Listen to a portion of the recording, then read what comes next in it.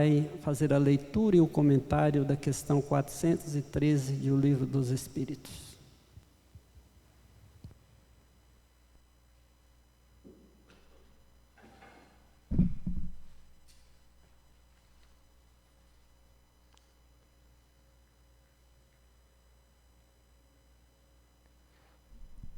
Boa noite a todos, muita paz.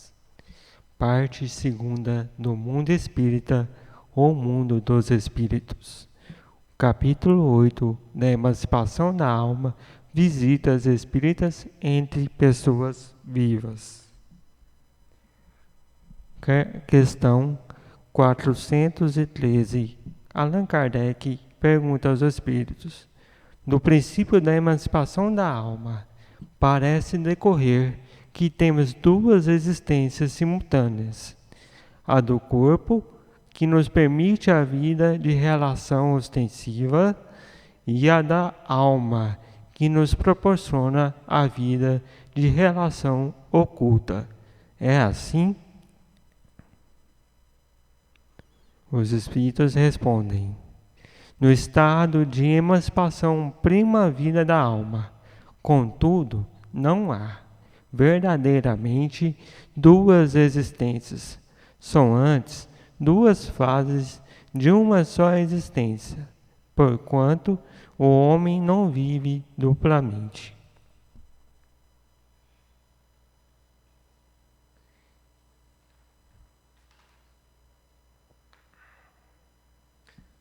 Então, meus irmãos, aqui a espiritualidade está querendo nos mostrar que é uma existência só. Apenas que nessa única existência ele tem, digamos assim, duas fases. Quando ele está em vigília, acordado, que é a vida de relação mais ostensiva, e quando está em desdobramento pelo sono ou pelo desdobramento mediúnico, onde ele tem a oportunidade de viver a vida de espírito, e assim precisa ser. Na verdade, o corpo físico, por ser um cárcere, a oportunidade do espírito emancipar-se é como se fosse um período de relaxamento, de férias, de alívio, de renovação para o espírito. Se ele viesse toda a existência corpórea sem nunca emancipar-se, sem ter a oportunidade de aurir novas oportunidades do plano espiritual.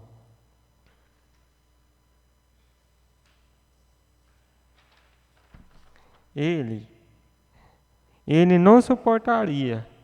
Seria muito sofrido, muito difícil o espírito viver uma encarnação inteira, preso o tempo inteiro e ininterruptamente na carne.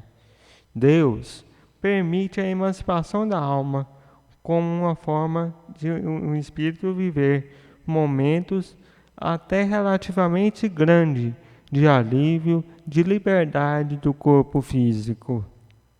Então, não que tenhamos duas existências, nós temos apenas uma, com dois momentos.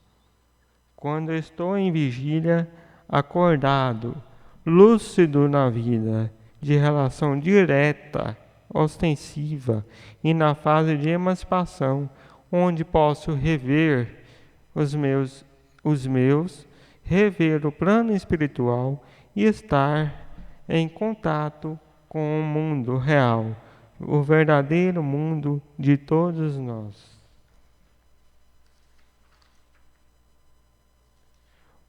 Muito obrigado, muita luz e muita paz.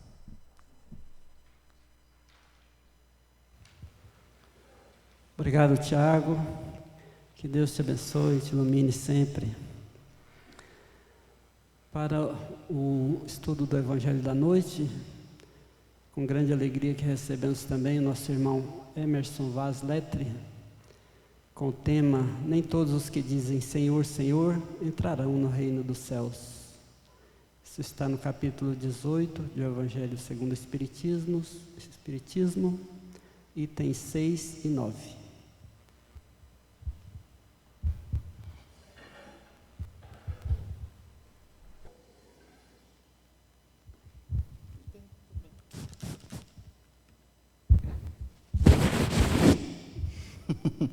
Senhores, senhoras, queridos amigos e irmãos, todos os lares que esta bendita transmissão alcança, muito boa noite. Que Jesus seja a presença viva a permear o nosso encontro, nos inspirando, nos amparando, nos protegendo e nos conduzindo, e que seja a sua presença viva em nós a ditar o rumo das nossas palavras, e que sejamos todos abençoados pela graça que vem do Senhor. Nem todo aquele que diz Senhor, Senhor, ingressará no reino dos céus. Antes de nós nos referirmos a este reino eminentemente qualitativo dentro do homem, e não em qualquer outro lugar que seja fora do homem, precisamos entender que os fariseus haviam transformado as usanças e as questões regulatórias do comportamento do povo judeu em questões de cunho religioso e moral.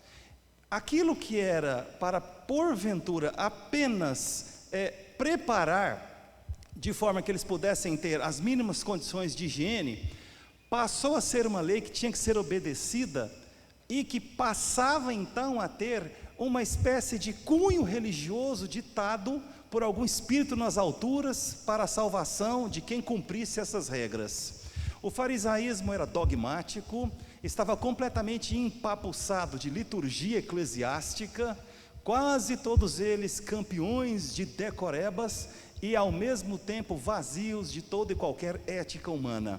Exemplo disso deu o Divino Mestre quando lembrou a atitude de um sacerdote e um levita na maravilhosa história do bom samaritano.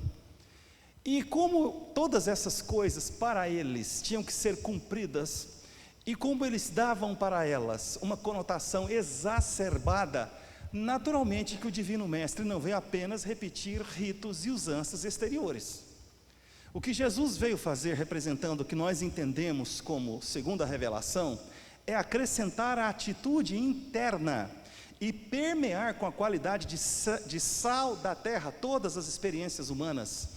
Os fariseus queriam que Jesus se adequasse a essas usanças o tempo todo, e o tempo todo o Divino Mestre dava a entender que o que salve é a atitude interna, reino de Deus, reino dos céus, e não necessariamente o cumprimento desses ritos exteriores. Também deixou isso claro quando se escandalizaram, percebendo que nem Jesus nem os apóstolos, de acordo com a visão dos fariseus, lavavam as mãos antes de consumir os alimentos.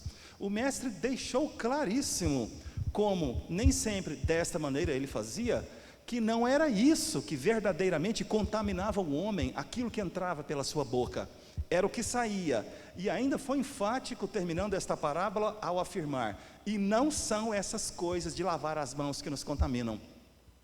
Jesus deixava claro que o reino dele era um reino diferente daquilo que todas as pessoas estavam acostumadas a ouvir.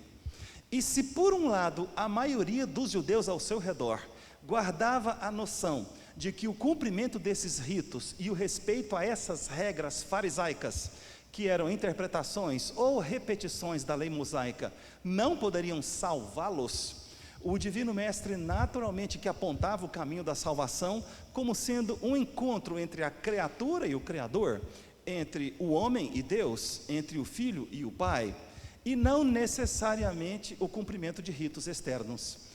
Um desses ritos externos estava na demonstração ostensiva de prática regulatória das suas crenças religiosas.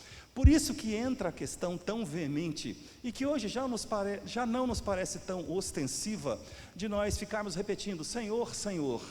Nós temos aqui o símbolo do cumprimento dos rituais que aquela religião preconiza, mas fica ainda mais evidente que para os fariseus, ficar repetindo Senhor, Senhor, para todos escutarem no templo, era uma espécie de evidência de que se tratava de uma pessoa religiosa e, portanto, meritória deste reino, qualitativo, mas ao mesmo tempo quantitativo em algum lugar desconhecido. Também devemos lembrar que, contextualizando, para os fariseus, a ideia de salvação, de paraíso e, portanto, de lugar sagrado, não estava muito diferente da terra prometida de Moisés. Era muito simples entender para mentes tão imaturas, para uma psicologia ainda tão fragilizada, associada a um fanaticismo dos mais gritantes entre aquele povo ignorante, cheio de práticas exteriores e muito pouco verdadeiramente convencidos, convertidos para a verdadeira lei. Para eles era tudo muito simples: povo escravizado, povo infeliz, povo submetido a regras que eram de povos exteriores, povo condenado. Lugar bom, lugar diferente, terra de salvação. Fora do jugo romano, povo liberto. Povo fora do jugo da escravidão, povo feliz. A associação entre a circunstância exterior e o lugar era que vivamente gritava nas mentes e nos corações daquele povo do que verdadeiramente eles entendiam como paraíso. Como Jesus veio falar de qualidade, veio falar de atitude interna, veio falar verdadeiramente do que ele entendia como fé, que rigorosamente nada tem que ver com crença, naturalmente que eles reagiram mal, porque num primeiro momento simplesmente não entenderam nada. Como eles se aproximavam exigindo de Jesus, que era um mestre da mais excelsa evolução espiritual, que ele adotasse práticas que na mente do divino mestre eram completamente ultrapassadas, e o mestre não as obedecia, diziam alguns que por isso não era um homem santo. E o mestre o tempo todo, através dos exemplos que ele constatava na sociedade dos judeus ao seu redor, exemplificava que valia muito mais a atitude, o porquê e o para que se faz, do que pura e simplesmente a exteriorização, não necessariamente de uma atitude interna, que é o que nós vamos ver agora, que é aquilo que se faz. Nós podemos realizar atos de bravura e até mesmo de aparente heroísmo, tendo em vista uma atitude interna que nós não desejamos revelar. O fazer não necessariamente segue o ser. Não é porque aparentemente os atos obedecem a uma espécie de ética superior, que a atitude interna é de relação entre o filho e o pai, com consciência de fidelidade ou fé. Nós podemos praticar atos de caridade para convencer os outros de que nós somos caridosos sem o sermos. Realizar atos de caridade é uma questão de norma ou materialização de uma ideia. Ser caridoso é uma questão de sabedoria, é qualitativa e, portanto, de uma atitude interna. Por que não necessariamente o fazer segue o ser? Porque este fazer obedece ao ego personal que não rompe os liames da matéria e só se interessa na própria preservação, que tem a ver com as recompensas exteriores e o culto idólatra de si mesmo, a egolatria, para a eterna conquista, assim o ego entende, dos prazeres e dos confortos humanos. Se é ao ego que se serve, o fazer deve apenas obedecer às suas conveniências, mesmo que naquele momento ele deseje convencer os outros, através de uns aparentes atos de caridade, exteriorizados, de que caridoso por dentro ele é de fato, mas não é. Pode materializar estes atos porque ele deseja, no fundo, receber algum tipo de reconhecimento ou recompensa. Clarissimamente, em outra circunstância, o Cristo em Jesus deixou claro que nós somos servos inúteis. Ou seja, o golpe duríssimo tem que ser dado no ego, e não merecemos recompensa por nada de bom que realizamos. Somos servos inúteis, não merecemos recompensa.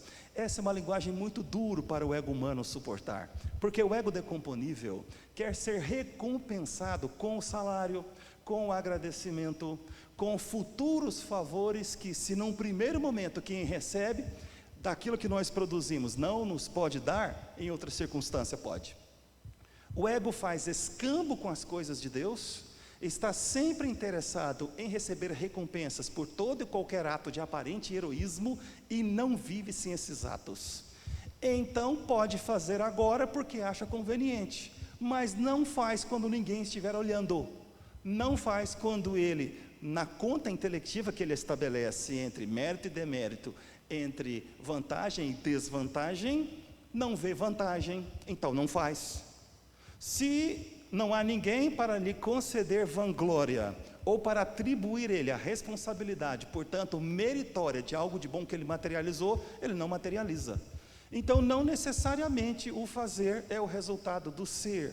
E o mestre só cuidava do ser. Fatos físicos nunca interessaram a Jesus de Nazaré. Só valores metafísicos. E a metafísica sublime do Evangelho de Jesus aponta claramente para um reino qualitativo dentro do homem. E é este reino que salta quando entra em contradição com todas as usanças dogmáticas dos fariseus, fanáticos e hipócritas, e nem um pouco interessados nas coisas espirituais, que Jesus vivia e exemplificava na mais excelsa evolução espiritual, o tempo todo, principalmente, é lógico, durante os 3 anos do seu messiado e da manifestação puríssima da sua fidelidade com Deus. Não estavam interessados porque serviam única e exclusivamente ao seu próprio ego.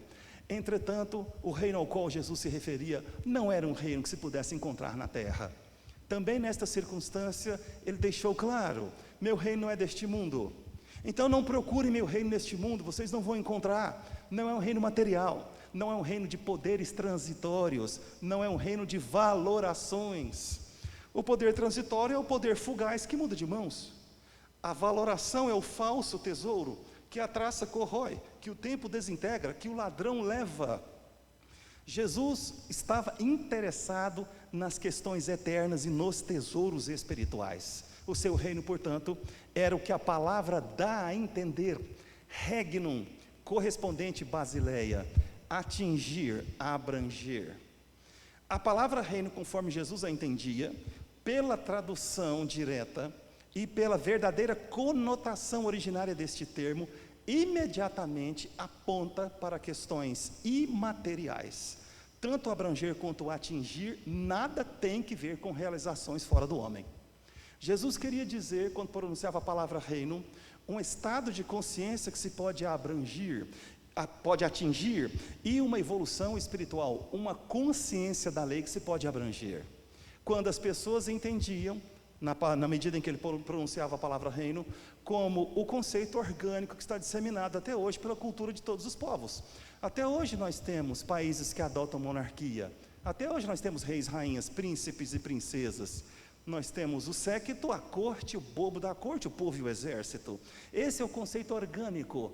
Mas na mente de Jesus de Nazaré, o reino de Deus dentro do homem é o eu divino da sua alma, que governa esse eu, a sua mente, as suas emoções e o seu corpo físico. Esta atitude de sabedoria, de fidelidade com relação ao Pai, naturalmente transborda na horizontalidade dos fazeres éticos. E quando a atitude interna verdadeiramente é uma atitude de fidelidade, aí sim todo o nosso fazer segue. O homem tem que cuidar de ser bom, e de tal maneira bom, indelevelmente, imutavelmente, imperscrutavelmente bom, que é bom hoje e é bom também amanhã. É bom quando parece que tudo lhe é favorável, mas igualmente bom quando tudo lhe parece desfavorável. Bom quando todos estiverem vendo, porque não é isso que importa. Bom quando ninguém estiver observando. Bom